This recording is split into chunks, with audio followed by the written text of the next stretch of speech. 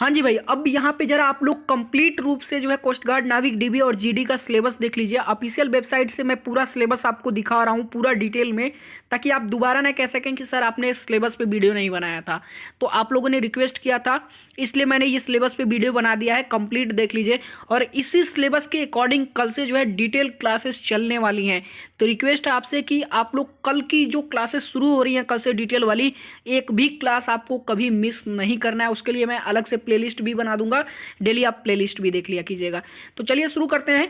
Video को like कर दीजिए, चैनल को सब्सक्राइब कर लीजिए। चलिए सिलेबस देखना शुरू करते हैं। दोस्तों, क्या आप सभी को पता है कि पिछले 2 साल में अनअकैडमी ने जितने सिलेक्शंस दिए हैं एयरफोर्स, नेवी, एनडीए, एफकेट और सीडीएस में, उतने सिलेक्शंस कोई भी पार्टिकुलर कोचिंग इंस्टीट्यूट कभी नहीं दे सकता है।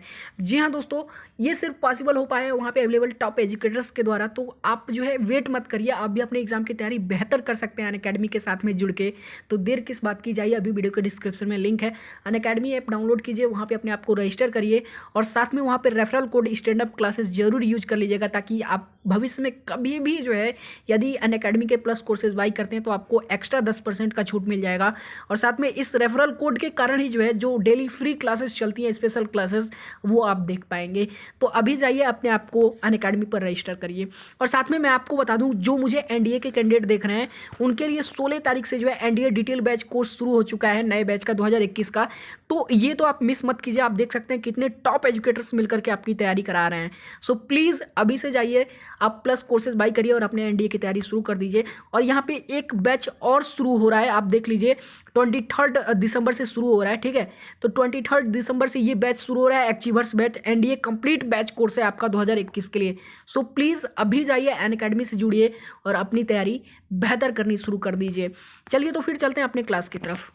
हाँ जी भाई, अब जरा आप रिमाइंड कीजिए, मैंने आप सभी से कहा था यदि आप डीबी का फॉर्म डालते हैं यानी डोमेस्टिक ब्रांच का डालते हैं तो आपको सिर्फ एक एग्जाम देना पड़ेगा, सेक्शन ए वाला। और यदि आप जीडी का यानी जनरल ड्यूटी का फॉर्म डालते हैं तो आपको 2 एग्जाम देना पड़ेगा।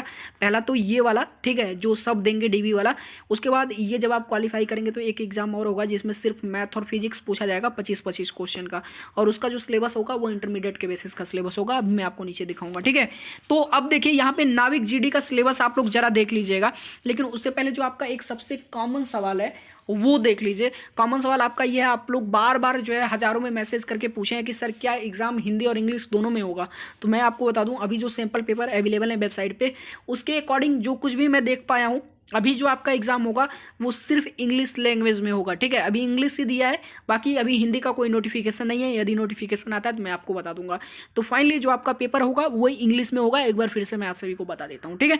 चलिए सिलेबस देखना शुरू कीजिए। सेक्शन ए यानी जो दोनों लोगों का कॉमन एग्जाम है, ठीक है, यानी जीडी और डीबी दोनों लोगों को देना है, वो ये है। देख लीजिए साइंस का सिलेबस। देखिए मैं आपको एक चीज़ बता दूं, साइंस, मैथ और जनरल अवेयरनेस, ठीक है, इन तीनों का जो सिलेबस है ना वो नेवी एमआर का ही सिलेबस है। जो नेवी एमआर का सिलेबस है वही सिलेबस यहाँ पे दिया हुआ है, तो आप एक बार वो भी चेकआउट कर सकते हैं। लेकिन एक बार फिलहाल मैं आपको बता देता हूँ। साइंस में नेचर ऑफ मैटर है, यूनिवर्स में प्लैनेट, अर्थ, सैटेलाइट, सन, जो कि मैंने बहुत ही डिटेल में पढ़ा दिया था जब मैंने एमआर का क्लास कराया था। उसके बाद है इलेक्ट्रिसिटी एंड इट्स एप्लीकेशंस, ठीक है, नीचे आ जाइए। उसके बाद है फोर्स एंड ग्रेविटेशन है, न्यूटन्स लॉ ऑफ मोशन है, वर्क, एनर्जी एंड पावर है। उसके बाद है आपका हीट है, टेम्परेचर है, मेटल एंड नॉन मेटल्स है, कार्बन एंड इट्स कंपाउंड है, मेजरमेंट इन साइंस है, साउंड एंड वेव मोशन है। और उसके बाद है आपका एटॉमिक स्ट्रक्चर। उसके बाद कुछ नहीं है, ऊपर मैथ वाले में आ जाते हैं। मैथ वाले में आपका दिया हुआ है मैथमेटिकल सिंप्लीफिकेशन होगा जो आप पढ़ चुके हैं, रेशियो एंड प्रोपोर्शन होगा, एल्जेब्रिक आइडेंटिटीज होगा, लीनियर इक्वेशन होगा, ठीक है, लीनियर इक्वेशंस एंड पॉलिनोमियल्स होगा, पॉलिनोमियल्स होगा, इंस्टैंटेनियस इक्वेशंस होगा और बेसिक ट्रिग्नोमेट्री होगी। नीचे आ जाइए। उसके बाद दिया हुआ सिंपल मैन इंस्ट्रक्शन है। क्या है? सिंपल मैन इंस्ट्रक्शन है ये। उसके बाद आपका ज्योमेट्री है, मेजर्स ऑफ सेंट्रल टेंडेंसी है, एवरेज, मीडियन एंड मोड। आप ये बहुत अच्छी तरीके से 9th-10th में पढ़े होंगे। उसके बाद आपका इंटरेस्ट है, ठीक है, क्या है? इंटरेस्ट है, ब्याज है, प्रॉफिट लॉस है, परसेंटेज है, ठीक ना। उसके बाद work, time, speed and distance है। नीचे आ जाइए, देख लीजिए मैथ में कुछ और भी दिया हुआ है कि क्या है। नहीं, मैथ में अब कुछ नहीं है। अब जीके देख लेते हैं, ठीक है, सॉरी इंग्लिश सबसे पहले देख लीजिए। इंग्लिश में क्या है? पैसेज है, ठीक है, पैसेज के बाद पैसेज तो आपका होगा ही होगा, वो तो कॉमन चीज़ है। प्रीपोजिशन होगा, करेक्शन ऑफ सेंटेंसेज होगा, change active to passive wise होगा, ठीक है, और पैसिव टू एक्टिव वाइज होगा। चलिए नीचे आ जाइए। उसके बाद आपका नरेशन होगा, चेंज डायरेक्ट इनटू इनडायरेक्ट, वही नरेशन है, ठीक ना। उसके बाद वर्ब होगा, टेंस होगा, नॉन फाइनाइट्स होगा, ठीक है, पंचुएशन होगा, नीचे आ जाइए। उसके बाद क्या है, substituting phrasal verbs for expression होगा, सिनोनिम्स एंड एंटोनिम्स सब कुछ पढ़ाऊंगा, मीनिंग ऑफ डिफिकल्ट वर्ड्स होगा, नीचे आ जाइए। उसके बाद होगा use of adjective, compound and preposition, use of pronouns होगा, ठीक है। उसके बाद नीचे आ जाइए। उसके बाद है आपका जनरल अवेयरनेस का सिलेबस है, ज्योग्राफी से soil, river, mountain, ports, inland, harbours सब कुछ मैंने पढ़ा दिया है, ठीक है। नीचे आ जाइए। कल्चर एंड रिलीजन होगा, फ्रीडम मूवमेंट होगा, इंपॉर्टेंट नेशनल फैक्ट होंगे इंडिया के बारे में, ठीक है, हेरिटेजेस होंगे, आर्ट्स और डांसेस होंगे। नीचे आ जाइए। हिस्ट्री से आपका जो है डिफेंस, वार्स एंड नाइवर्स होगा, अवार्ड्स एंड आथर्स होंगे, डिस्कवरीज होंगे, डिजीजेज और न्यूट्रिशन से क्वेश्चंस होंगे। उसके बाद होगा आपका करंट अफेयर्स, बताइए 5 नंबर का सिर्फ जीके पूछेगा और इतना लंबा चौड़ा जो है सिलेबस है। उसके बाद होगा आपका करंट अफेयर्स, लैंग्वेजेस होगा, ठीक है, कैपिटल्स एंड करेंसीज होगा, कॉमन नेम्स होगा, फुल फॉर्म्स एंड एब्रीविएशंस होगा। उसके बाद immediate personalities, national bird, animal, sport, flower, anthem, song, flag, mountains. आप जो है यदि 5000 वाला बुक लेके पढ़ लेंगे तो वो सारी चीज़ें आपको यहाँ पे स्टैटिक्स में सिर्फ एक किताब से आप पूरा जो है क्लियर कर लेंगे। वो चीज़ मैं आपको बाद में बता दूंगा कैसे आपको वो किताब मिलेगी। बाकी यहाँ पे देख लीजिए, स्पोर्ट्स से आपका championship, winner, terms, number of players होंगे, ठीक है। उसके बाद आपका जो बचता है वो है आपका रीजनिंग का, ठीक है। रीजनिंग में देख लीजिए क्या क्या पूछा जाएगा। आपका स्पेटियल होगा, फिर नंबर रीजनिंग होगा एंड एसोसिएटिव एबिलिटी होगा, सीक्वेंसेज स्पेलिंग्स होगा, ठीक है, सीक्वेंसेज होगा, स्पेलिंग्स होगा, अनस्क्रैम्बलिंग होगा, कोडिंग एंड डिकोडिंग होगा, ठीक है। नीचे आ जाइए। उसके बाद बस मतलब जो रीजनिंग का सिलेबस है ना वो काफ़ी शॉर्ट है, रीजनिंग ज़्यादा लंबा चौड़ा नहीं पूछा जाएगा।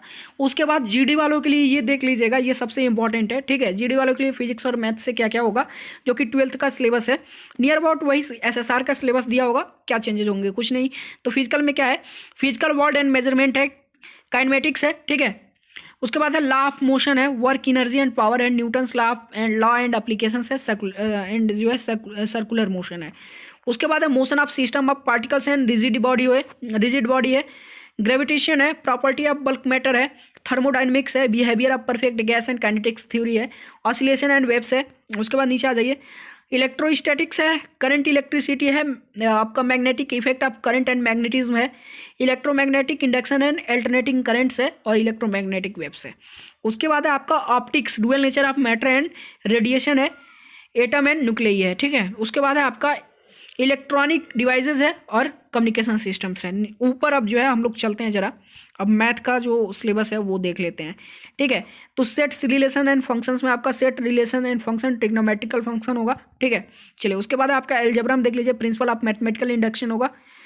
उसके बाद complex number and quadratic equation है, लीनियर इनइक्वालिटीज है, परमिटेशन एंड कॉम्बिनेशंस है, ठीक है। बाइनोमियल थ्योरी है, सीक्वेंस एंड सीरीज है, मैट्रिक्स डिटर्मिनेंट्स है। उसके बाद आगे आपका वेक्टर एंड थ्री डायमेंशनल में देख लीजिए, 3 डायमेंशनल ज्योमेट्री में वेक्टर्स एंड 3 डायमेंशनल ज्योमेट्री है।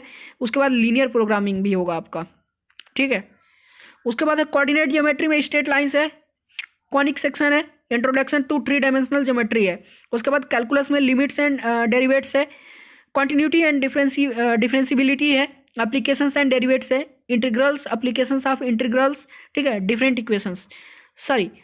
इक्वेशंस है। उसके बाद मैथमेटिकल रीजनिंग में देख लीजिए, प्रोबेबिलिटी में statics, probability, mathematical simplification, ratio and proportion, algebraic identities, linear equation and polynomials, ठीक है, इंस्टैंटेनियस जो है इक्वेशंस है, और बेसिक ट्रिग्नोमेट्री है। उसके बाद है रिलेशंस एंड फंक्शंस, जो सबसे इंपॉर्टेंट है, relation and functions, inverse trigonometry functions है, सिंपल में इंस्ट्रक्शन है, geometry, measures of central tendency, median and mid, वही चीज़ है। अभी यहाँ पे एक चीज़ आपको ध्यान देना है कि मैंने सिलेबस बता दिया है, कल से डिटेल बैच शुरू हो रही है तो आपको रेगुलर वो लेना है। बाकी यदि आप अभी भी आपको कोई डाउट हो तो आप पूछ सकते हैं मुझसे, मैं आपके सारे डाउट क्लियर कर दूंगा। और एक चीज़ यहाँ पे बहुत ही अच्छी है कि अभी पहली बार जो है ना, ये निगेटिव मार्किंग नहीं है इसमें, लेकिन दूसरी या तीसरी बार से निगेटिव मार्किंग लग जाएगा, यह भी नोट कर लीजिएगा। तो जितनी अच्छी तरीके से आप परफॉर्मेंस इस बार दे सकते हैं उतना अच्छी तरीके से दोबारा नहीं दे पाएंगे। और एक चीज़ सबसे बढ़िया मैं आपको बता दूं, अभी जो ये पहली बार ऑनलाइन हुआ है तो इसमें वैकेंसीज कम रखी गई हैं, ठीक है। यदि ये सक्सेसफुली हो जाता है, ठीक है, वर्कआउट होता है अगर ये, तो अगली बार से वैकेंसीज भी बढ़ेंगी, ठीक है। तो बाकी वीडियो पसंद आया तो वीडियो को लाइक कर दो यार, और वीडियो को शेयर भी कर दो ताकि आपके फ्रेंड्स भी देख लें। तो फिर मिलते हैं नेक्स्ट वीडियो में, तब तक के लिए धन्यवाद।